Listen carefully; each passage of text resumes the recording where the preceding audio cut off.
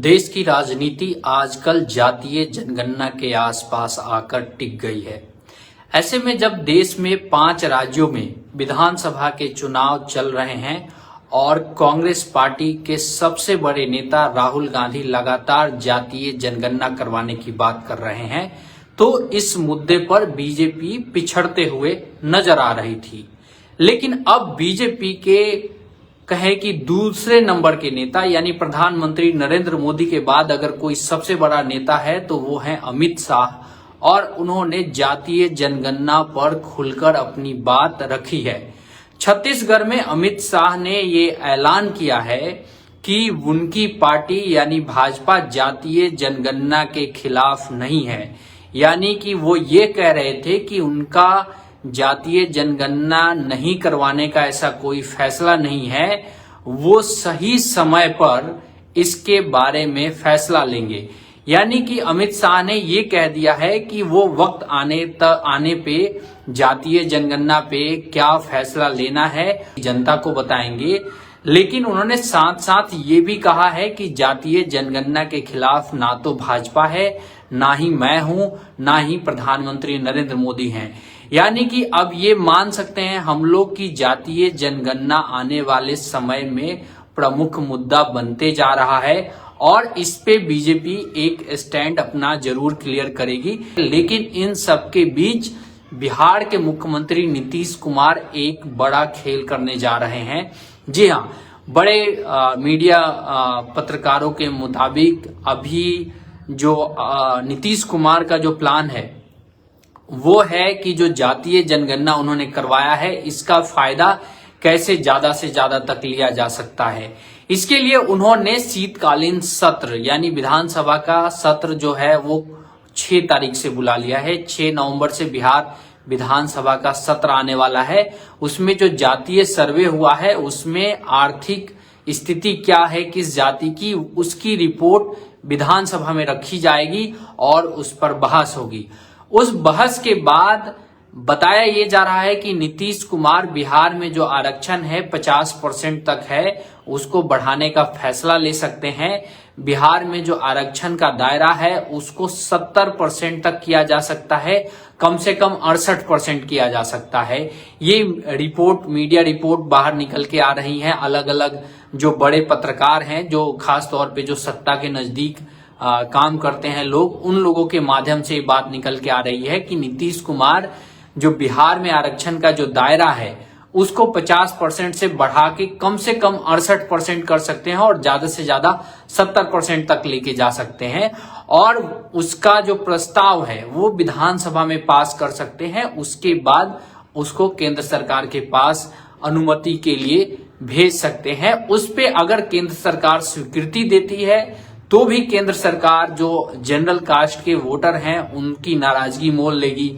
अगर वो केंद्र सरकार उस विधानसभा में जो पास किए हुए प्रस्ताव पे अपनी रजामंदी नहीं देती है तब उसके खिलाफ अति पिछड़ा और ओबीसी वोटर खड़ा हो जाएगा।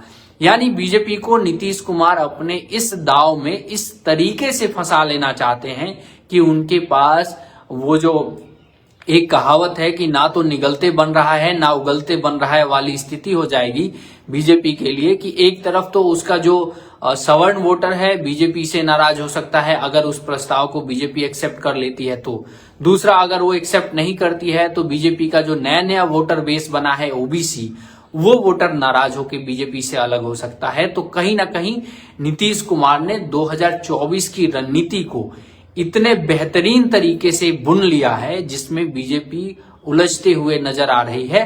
और इसी खतरे को भांपते हुए अमित शाह ने छत्तीसगढ़ के अंदर एक ये बयान दिया है कि बीजेपी जातीय जनगणना के खिलाफ नहीं है, लेकिन बीजेपी अपना स्टैंड जनता के सामने आने वाले समय में सही वक्त पर क्लियर करेगी। तो हो सकता है कि 2024 के चुनाव के पहले बीजेपी ये घोषणा कर दे कि वो जातीय जनगणना करवाने जा रही है।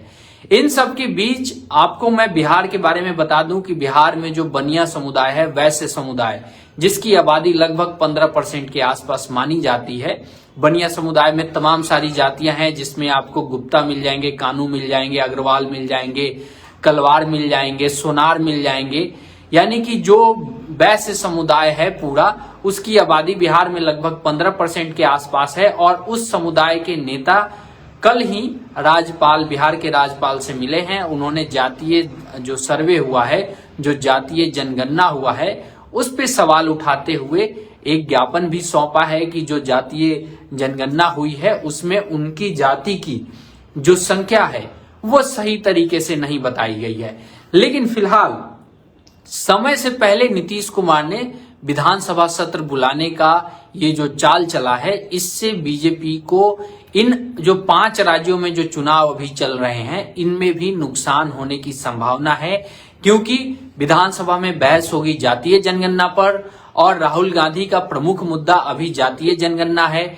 जब विधानसभा में जो बात कही जाएगी, आरक्षण बढ़ाने की बात कही जाएगी, तो उसका इम्पैक्ट राजस्थान, मध्य प्रदेश, छत्तीसगढ़, तेलंगाना जैसे राज्यों में भी होगा, क्योंकि इससे ये संदेश जाएगा कि इंडिया गठबंधन में शामिल पार्टी, या फिर कहें कि जहां इंडिया गठबंधन की सरकार है, उस सरकार ने जातीय सर्वे करवाया और अब वो अति पिछड़ों का आरक्षण और ज्यादा बढ़ा रही है।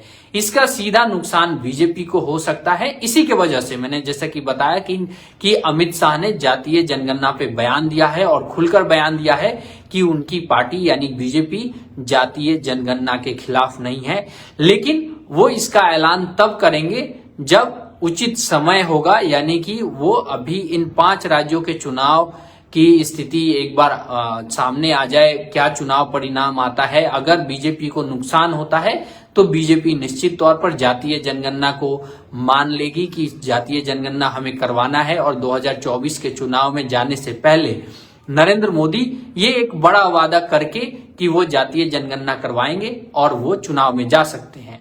हालांकि जब ये आरक्षण बढ़ाने की बात हो रही है तो मैं आपको बता दूं, तमिलनाडु में जो आरक्षण है वो ओबीसी का लगभग 70% से ऊपर है, 70 और 80% के बीच में है।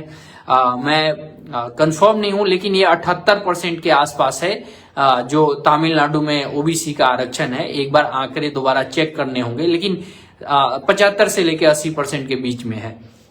तो नीतीश कुमार उसी राह पे आगे बढ़ते जा रहे हैं। नीतीश कुमार दरअसल ये ओहदा हासिल करना चाहते हैं, वो पिछड़ों के बड़े नेता के तौर पे अपने आप को दिखाना चाहते हैं, और उस चक्कर में अब नीतीश कुमार इस जातीय जनगणना के बाद अब आरक्षण के दायरे को बढ़ाने का प्रयास कर रहे हैं।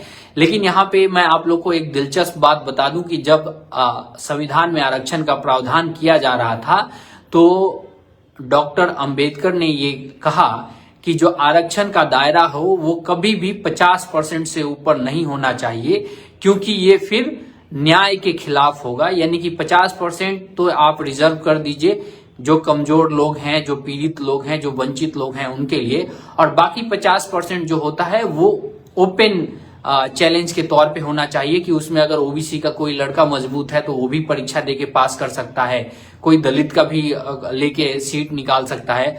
तो वो अब खैर बहुत पुरानी बात हो गई है। ये जो पार्टियां आज की हैं वो अंबेडकर को भूल चुकी हैं।